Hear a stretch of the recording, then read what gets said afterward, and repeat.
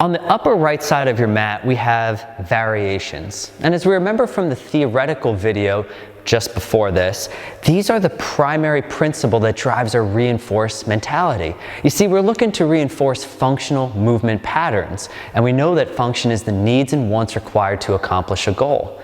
The purpose of R2 is to give the client what they want, whether it's strength, power, balance, stability, endurance, more athletic skill, or even just the confidence to execute movement patterns safely.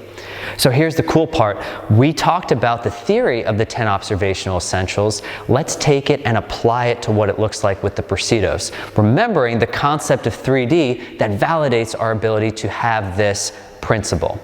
Now, looking at the top right-hand corner and knowing that we don't have to remember anything because it's right there for us, we're merely here to decode it. And being the curious scientist we are, it's easy for us to use our powers of observation to really decode what's there.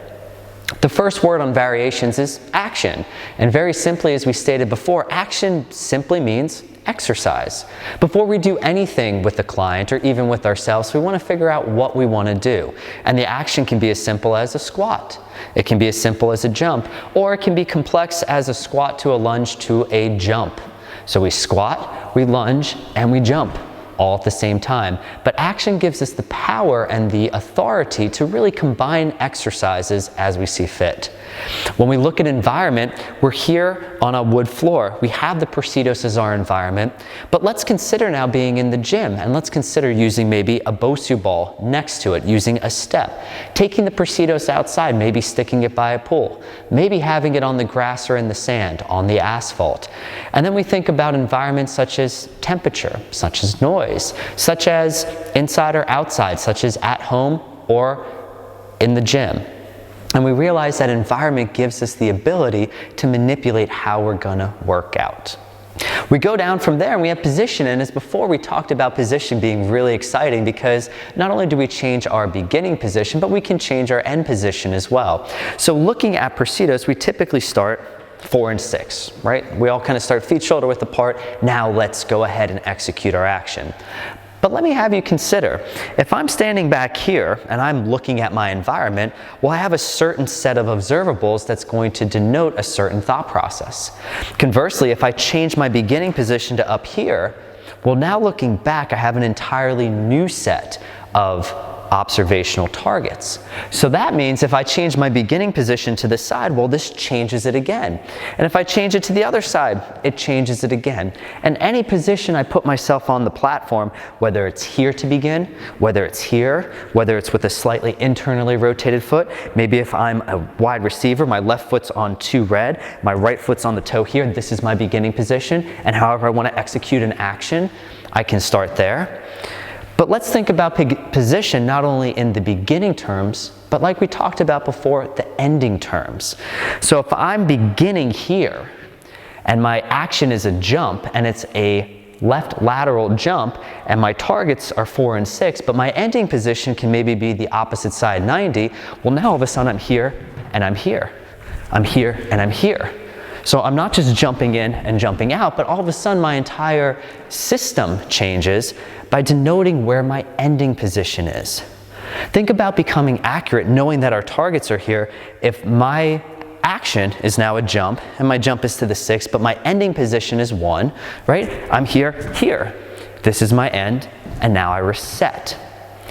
We talked a lot about just standing positions, but what if my beginning position was a little different? What if I was left foot 4, right knee 9? And all of a sudden now you see how our environment changes and our ability to now implement these foundational exercises change. What if I was here and what if I moved to the 1? What if I did a lunge from here and I went from the 4 to the 2? What if I then combined my actions, I went from the 4 to the 2 with the reach to the 45? And now we can see how the possibilities become endless. Of course, my beginning position can be on both knees. It can be on my hands. I can change my beginning and my end positions all over the platform. It all opens up once we become curious as to what the words mean, as the power and potential behind decoding the system that's in front of us. Moving on down, we know what a driver is. We went through it. We have our feet, we have our knees, we have our pelvis, we have our trunk, we have our shoulders, we have our hands, and our most powerful is our eyes. The thing I'm going to bring your attention to when using Procedos is we use multiple drivers. So what if we're on the 7 and the 9, and I say right foot, lunge to 3, left hand, reach at shoulder, 45. And it'll look something like this. And now I have multiple drivers that are creating. And let's say I want to add a third driver. Let's say, hey, eyes, look left 90. And all of a sudden, if I'm looking to create some cervical influence and I'm looking to create an intervention that might strengthen my neck's ability, or if I'm a tennis player and I have to get into a backhand, maybe all of a sudden something like this becomes much more functional. Remembering the needs and wants required to accomplish a goal. We move on down, and the three most important words, as I talked about before, are direction, height, and distance, are triangulation. All movement, all exercise has to go somewhere, and if we remember the story of the marksman, unless we can see our target, we're never gonna hit it. So we look at direction, and we say, okay, well, if I'm oriented here, my direction is obviously three-dimensional, but my environment dictates that I go forward. If I'm here, my environment dictates that I'm probably going to go here. If I'm up here, my environment dictates here. So the reason that these words are listed a little bit later is because once we understand where we're beginning, we know where we can go. Also, Procedos takes into account our height. And our height is basically our body's ability to denote triangulation. So we saw in the lunges, in the squats and the reinforced workout with Marissa, that we were on the 9 and the 8, and we said, okay, initial range of motion squat, but we're gonna follow these 3 angulations. So we squatted, squatted, and squatted, and we went to initial height. The next thing you did with the reach was you reached, but you went to mid-range of motion. That's a height change. And then at the end, to load yourself for that maximal jump, we loaded down and we jumped, but we got to end range of motion height.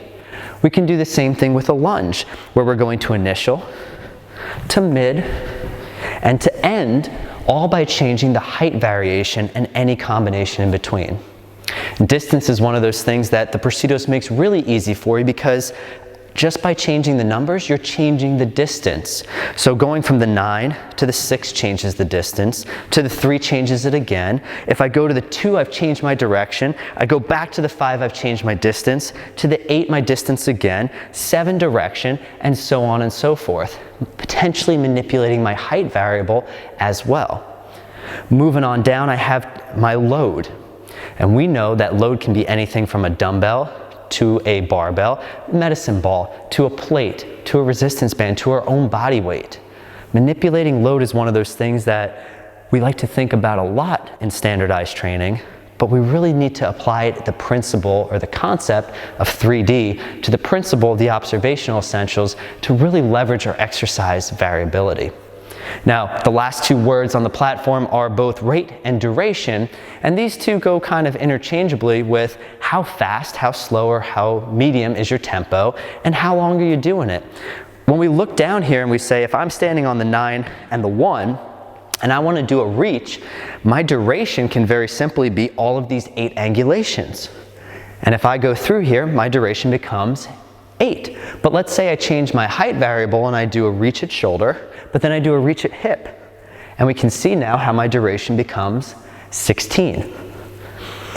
When we look at functional exercise and we look at authenticating the various ways of changing up the foundational exercises with our bodies related to a goal, the rep counts become nebulous.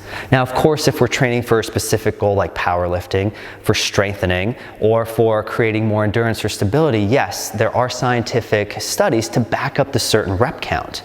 But when it comes to saying, hey, I want to move better, pain-free, and more endurance, well, there's really nothing to dictate what rep count is appropriate.